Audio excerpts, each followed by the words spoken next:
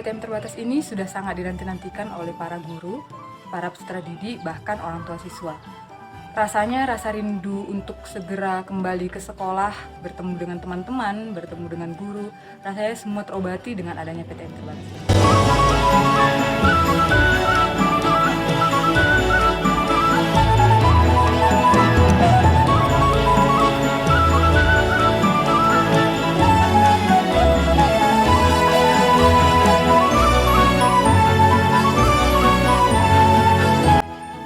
Saya Rina Andriani Borusihaluho, guru di SMA Negeri 1 Pangarejo.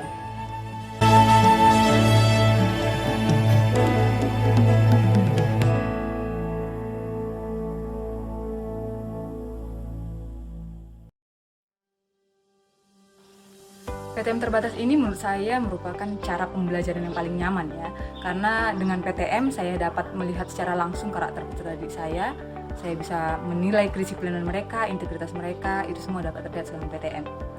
Namun bukan berarti PTM ini tanpa tantangan. Yang saya alami sendiri mungkin karena selama 1,5 tahun para siswa itu belajar secara daring, tanpa ada pengawasan, tanpa ada yang mengarahkan, jadi motivasi siswa itu saya lihat semakin menurun, motivasi belajar siswa itu semakin menurun. Belum lagi sempitnya waktu pelaksanaan PTM yang membuat saya sulit untuk menjelaskan materi. Jadi tantangan pertama yang harus saya hadapi selama pelaksanaan PTM terbatas ini adalah untuk meningkatkan minat dan motivasi belajar siswa terlebih dahulu. Bagaimana caranya agar siswa mau lebih aktif dalam pembelajaran dan dapat menerima materi yang saya sampaikan. Kemudian saya memutuskan untuk memakai blended learning. Kenapa blended learning? Karena menurut saya pembelajaran ini lebih fleksibel. Siswa dapat menentukan kapan harus mulai belajar, kapan mengakhiri pembelajaran, materi apa yang akan dipelajari terlebih dahulu, materi apa yang harus diulang kembali karena mereka belum paham, dan materi ini juga dapat diakses kapan saja, di mana saja, sesuai dengan pola belajar siswa. Hal ini juga merupakan implementasi dari Merdeka Belajar.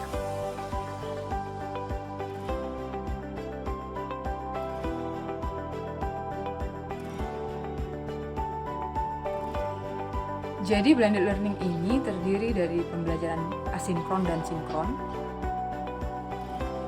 Untuk pembelajaran asinkron, pertama-tama sebelum jadwal tatap muka, saya membagikan materi terlebih dahulu berupa modul ataupun video melalui Google Classroom dan WhatsApp Group Kelas.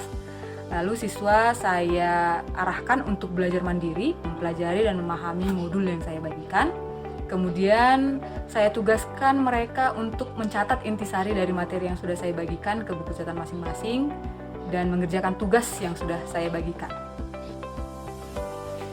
Selamat siang, 10 IPS 2. Sekarang saatnya untuk belajar bahasa Indonesia. Untuk materi kita sudah saya share di GC ya, sekalian dengan tugas kita. Silahkan kamu buka, kamu pahami, dan kemudian buat ringkasan tentang inti-inti materi yang sudah saya share. Terima kasih. Selamat siang, 10 IPS 2. Sekarang saatnya untuk belajar bahasa Indonesia. Untuk pembelajaran sinkronnya, ketika tiba jadwal tatap muka, saya dan siswa itu menyamakan persepsi mengenai materi yang kami bahas. Siswa sudah memiliki bekal dari modul yang dibacanya pada pembelajaran asinkron. Lalu, bila ada tambahan, penjelasan atau hal-hal penting yang saya sampaikan di luar dari catatan yang sudah dibuat siswa, maka saya menyediakan sticky notes untuk mencatat tambahan-tambahan materi dan kemudian ditempelkan di antara catatan yang sudah dibuat siswa sebelumnya. Jadi catatan awal siswa itu tidak diulang lagi.